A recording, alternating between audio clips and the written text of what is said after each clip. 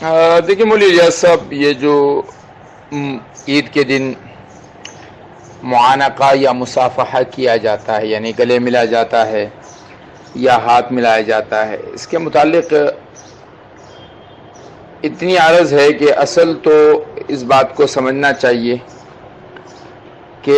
معانقہ کا مطلب کیا ہے۔ عنق، عین نون قاف، یہ عربی میں کہتے ہیں گردن کو۔ معانقے کا مطلب ہے کہ باقی جسم پیچھے رہے، دو آدمی صرف گردن ایک دوسرے کے قریب کرے، اور جو پورے جسم کا ملانا ہے اس کو کہتے ہیں التزام۔ التزمنی رسول اللہ صلی اللہ علیہ وسلم، مجھے حضور صلی اللہ علیہ وسلم نے خود سے چمٹا لیا۔ تو ہمارے ہاں جو شکل ہے وہ معانقے کی نہیں ہے، وہ التزم یلتزم کی ہے کہ ہم ایک دوسرے کو اپنے ساتھ چمٹاتے ہیں، جبکہ یہ طریقہ نہیں ہے۔ دوسری بات یہ ہے کہ معانقہ آپ علیہ الصلوۃ والسلام سے عموماً جو ہے وہ صرف مخصوص مواقع پر ثابت ہے، کہ جب کوئی آدمی لمبے سفر سے آتا تھا، جیسے جعفر رضی اللہ تعالیٰ عنہ حبشے سے واپس آئے تو آپ نے فرمایا کہ مجھے نہیں معلوم کہ میں خیبر کے فتح سے زیادہ خوش ہوا ہوں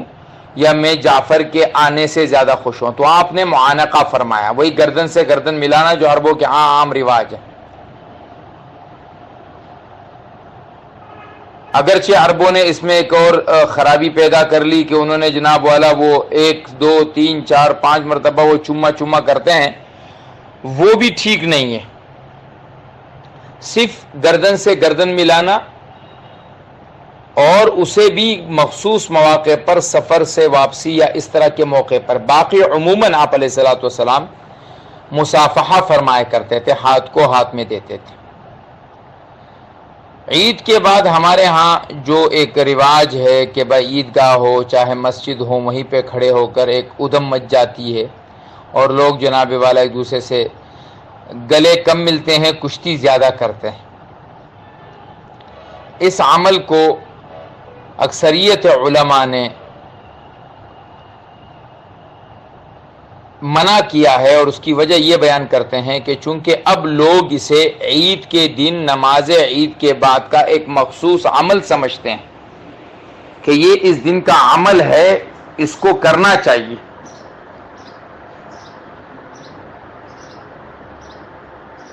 بعض علماء فرماتے ہیں کہ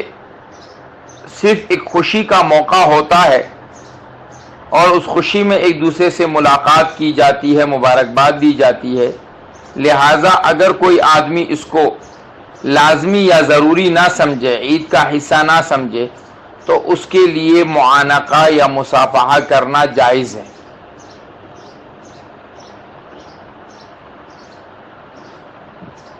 جو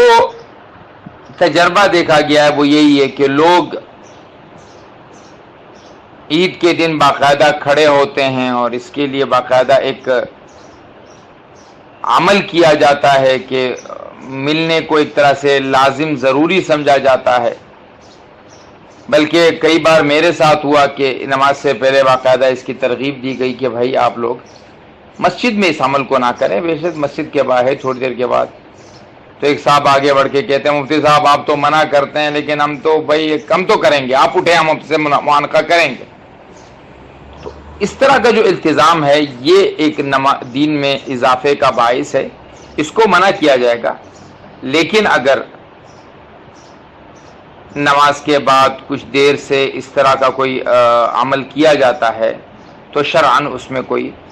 حرج نہیں، اس میں اتنی زیادہ سختی نہ کی جائے۔